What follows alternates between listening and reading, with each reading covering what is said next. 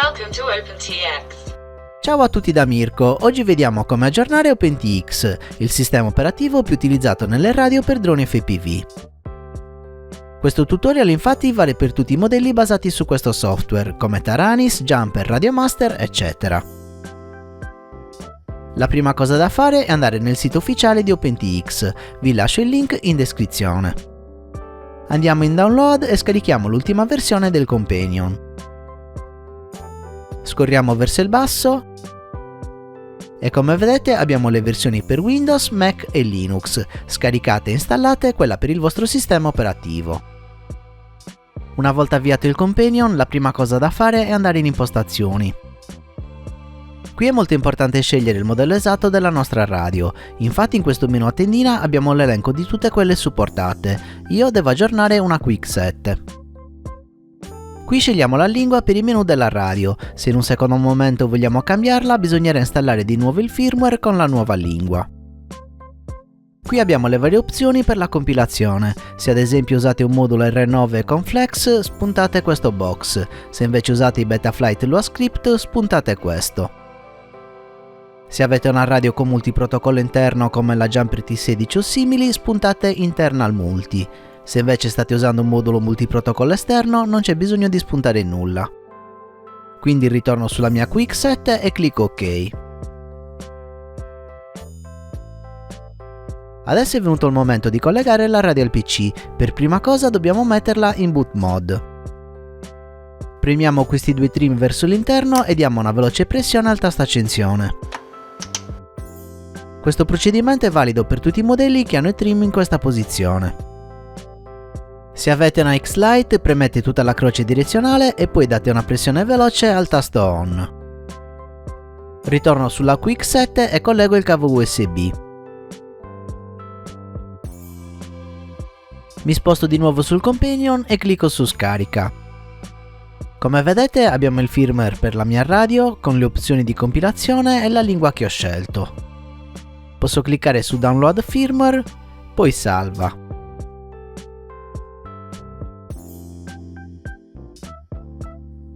Adesso andiamo su Leggi Scrivi, poi Scrivi firmware sulla radio. Lasciamo tutto così e clicchiamo Scrivi sulla radio. Scrittura effettuata, clicchiamo Chiudi. Sfilo il cavo USB ed esco.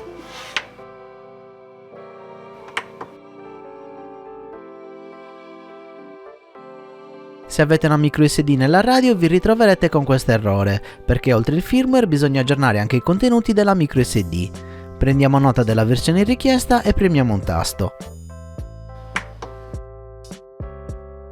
Spegniamo la radio e togliamo la micro SD che inseriremo nel computer per caricare i nuovi contenuti. Clicchiamo ancora su Scarica, poi su Download SD Content. La versione che mi veniva richiesta era la 2.3 V0034, quindi la scarico. Estraggo la cartella e la apro.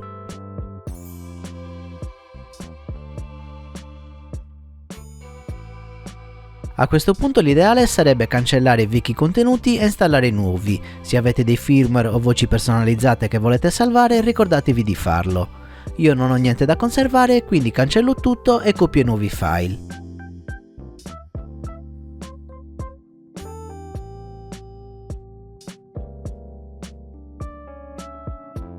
L'ultimo passaggio è aggiornare anche il bootloader della radio. Questo è facoltativo, ma se non l'avete mai fatto o avete una versione particolarmente vecchia sarebbe meglio farlo. Andiamo nella cartella dove prima abbiamo scaricato il firmware e lo copiamo nella cartella EEPROM della microSD. A questo punto il file va rinominato perché il sistema non riesce a leggere file con nomi troppo lunghi. Visto che ho installato la versione 2.3.10, qui scrivo 2310, anche se si potrebbe scrivere qualsiasi cosa con meno di 9 caratteri. L'importante è non cancellare l'estensione .bin del file. Ora che ho sistemato la microSD posso inserirla di nuovo nella Taranis.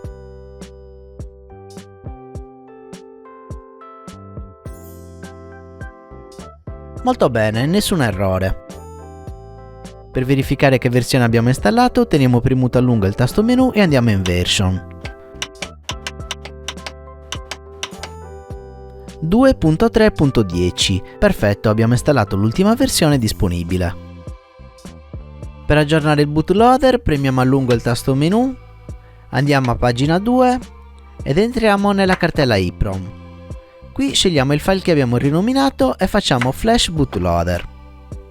Premiamo Enter. Perfetto, aggiornato, come vedete è velocissimo. Per finire verifichiamo che anche il bootloader sia stato aggiornato, spegniamo la radio e mettiamola in boot mode. 2.3.10, anche il bootloader è stato aggiornato con successo. Per concludere vi ricordo che aggiornare il firmware e il bootloader non vi farà perdere i modelli che avete già creato, così come non ci sarà bisogno né di aggiornare le riceventi né di rifare il bind. Per oggi è tutto, questo era il mio tutorial su come aggiornare OpenTX. Se il video vi è piaciuto lasciate un like, iscrivetevi e attivate la campanella. Per supportare il canale vi ricordo di acquistare sempre attraverso il link in descrizione o diventando miei Patreon cliccando il link a fine video.